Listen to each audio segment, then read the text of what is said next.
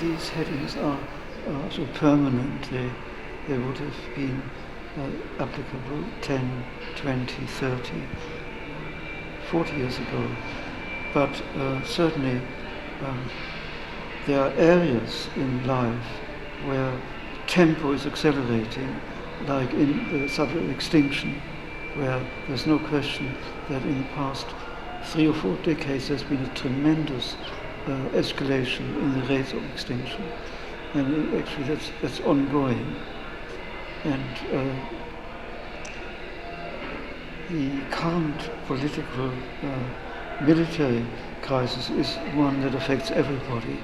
And I see that there is a certain particular sense in this exhibition in relation to what is happening and what might be happening out in those parts of the world that everybody's talking about now.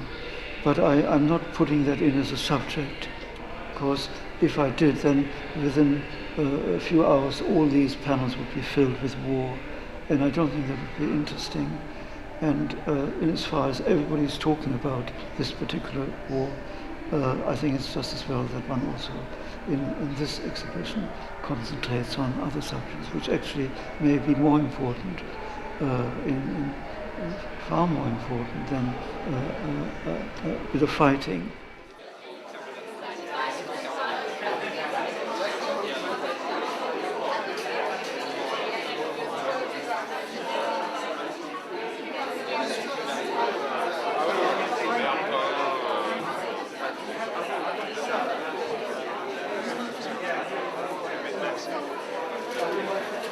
I'm fine.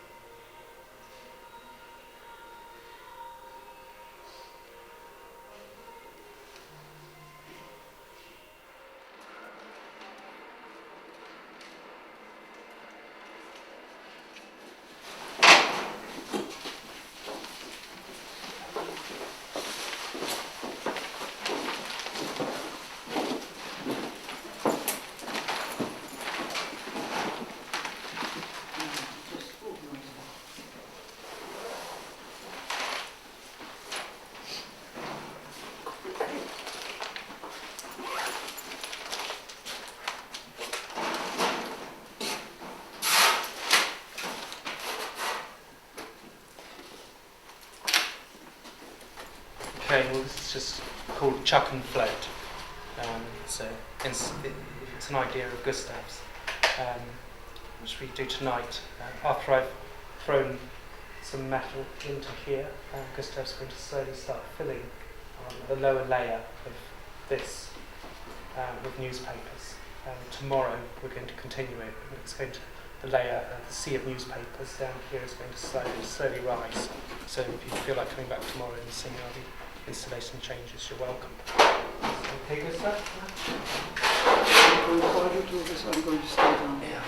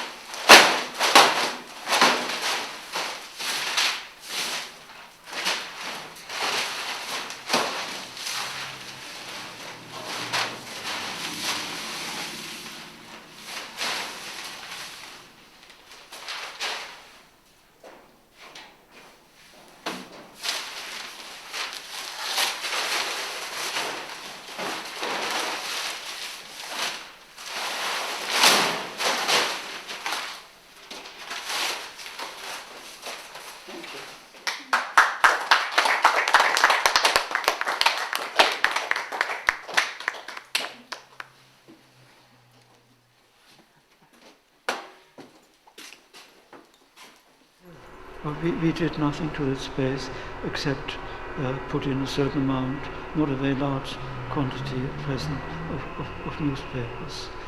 And that is very much in line with the way I've been working since the end of 1959, found objects. I mean, I describe this to people who come out as a found object. And a found object, there are artists who manipulate it, who paint it, who destroy it, and in my work since end of 59, I have almost always just left the found object as it is and concentrated on its inherent qualities rather than adding to it or taking anything away or disturbing it or distorting it. That's exactly my attitude to this. Leave it. It's so powerful.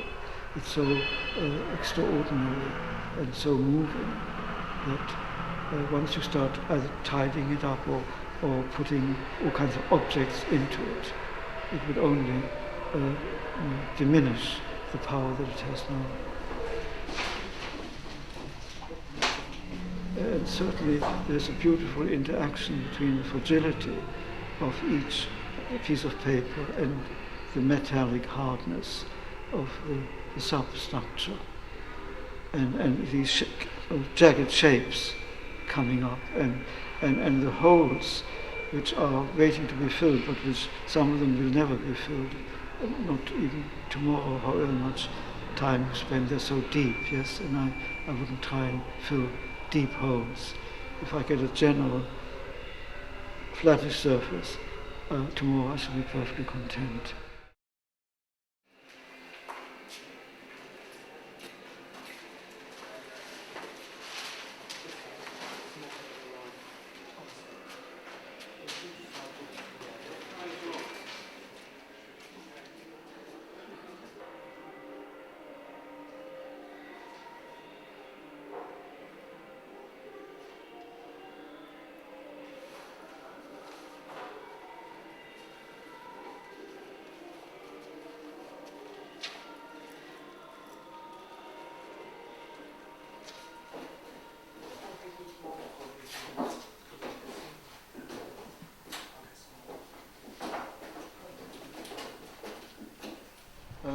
This started on Tuesday night, this part of the exhibition, and we had this space completely empty, this inner space empty, and I started floating, throwing, sort of rather quietly, papers, as I will do now.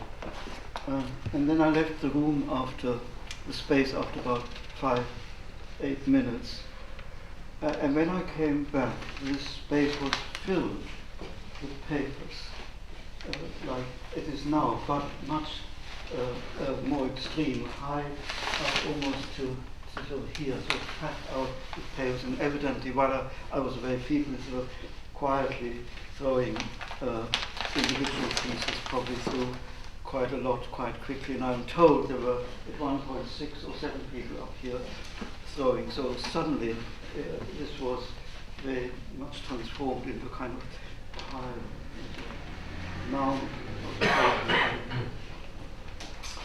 we took that out, and you see that mound now in that space, in the corner, sort of tucked away into a corner.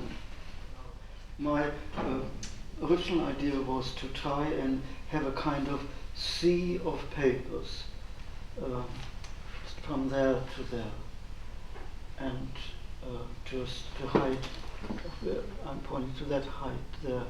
And tonight I would like to try and, as it were, continue with that task of filling that area so that we end up with a kind of flat, relatively flat area.